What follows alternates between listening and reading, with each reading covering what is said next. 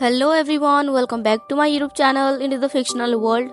आज मैं lady devil मांगा के चैप्टर 3 को एक्सप्लेन करने वाली हूँ। पिछले चैप्टर में हमने देखा था एनेट के फादर उससे कहते हैं कि उस लड़के से चुपचाप बिना किसी नखरे के शादी कर लो। तो एनेट किसी न किसी तरह हिम्मत जुटा के अपने फादर को कहती है मैं उससे शादी नहीं करूंगी, और वहाँ से बाहर आ जाती है। फिर वो अपने पूर्वज के शैतान के बारे में सोचती है और उसे जगाने के लिए एक लालटेन लेकर जाती है जहाँ पर उस शैतान को रखा गया था। वहां जाकर वो उस शैतान को रखे गए ताबूत को तोड़ देती है, जिसमें से एक रोशनी निकल के चांद की रोशनी से जाकर मिलती है। और तभी किसी के चिल्लाने की आवाज आती है। वो जॉन्स था, पर एनेट को नहीं पता कि वो जॉन्स था। जिस शैतान को एनेट ने जगाया था वो शैतान जॉन्स के बॉडी में जाकर एंटर कर गई थी, और वहीं पर चैप्टर की एंडिंग हुई थी। तो चैप्टर के स्टार्टिंग में हम देखते हैं एनेट उस शैतान को जगाने के बाद उसी जगह से बाहर आ रही होती है। तभी उसे किसी के चिल्लाने की आवाज आती है, तो वो थोड़ा डर जाती है और खिड़की से बाहर देखने लगती है और सोचती है क्या कोई चिल्ला रहा है, क्या ट्रिस्टान के यर्ल ने फिर से कोई नाइट रेड लॉन्च कर दिया है। नाइट रेड यानी एक सेना ही है जो रात को युद्ध करने के लिए इस्तेमाल किया जाता है।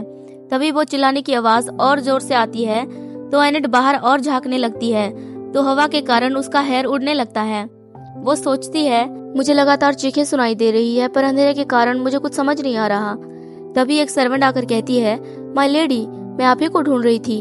आपको इस वक्त पर इस तरह बाहर नहीं रहना चाहिए, चलिए आपके चैम्बर पर वापस चलते हैं।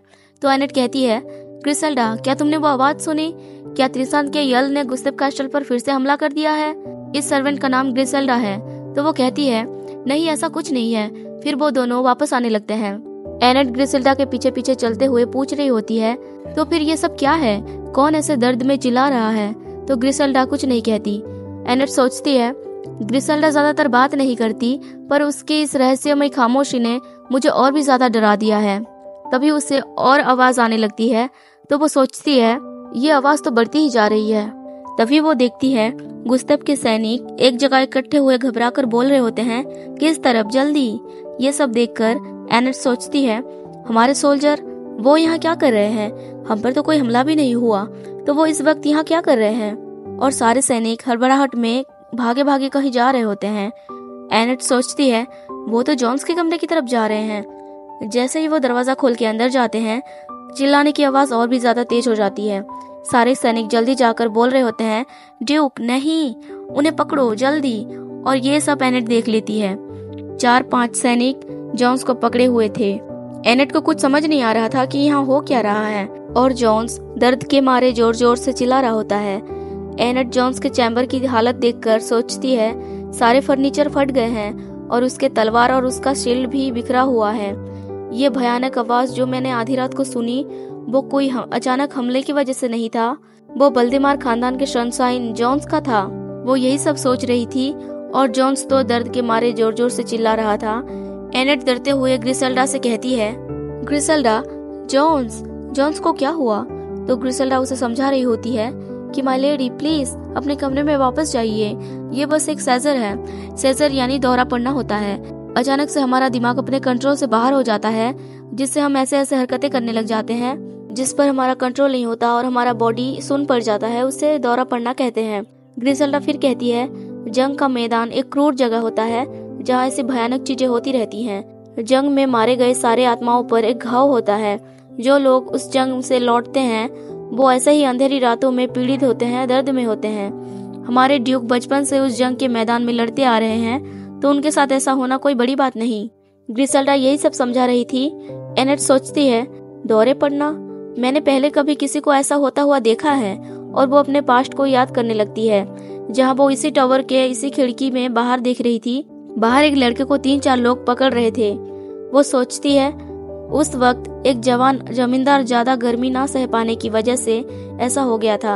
हम देखते हैं उस लड़के का हाथ एकदम कांप रहा होता है।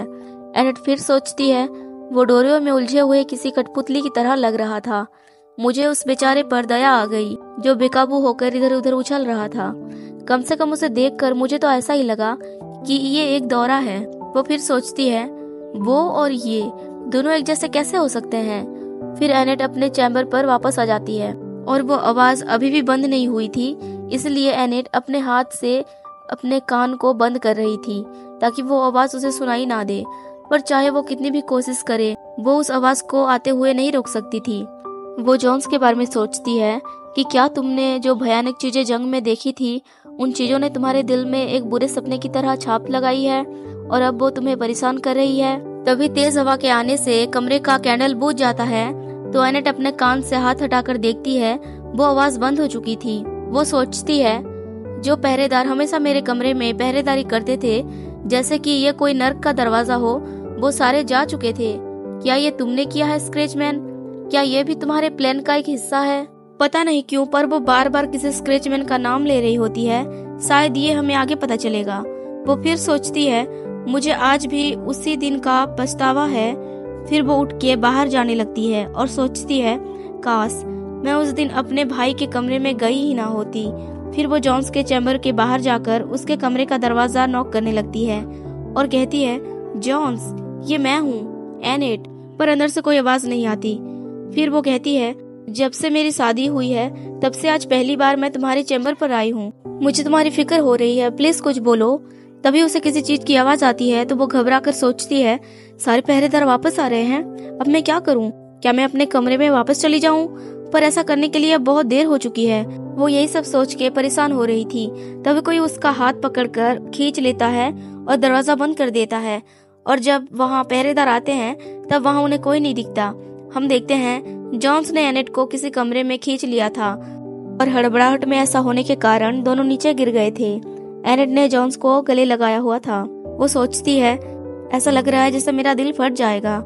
शायद ऐसा इसलिए है क्योंकि उन पहरेदारों के हाथों में बिल्कुल पकड़े ही जाने वाली थी, या शायद इसलिए क्योंकि मुझे अचानक से ऐसे खींचा गया था जिस वजह से मैं गिर गई।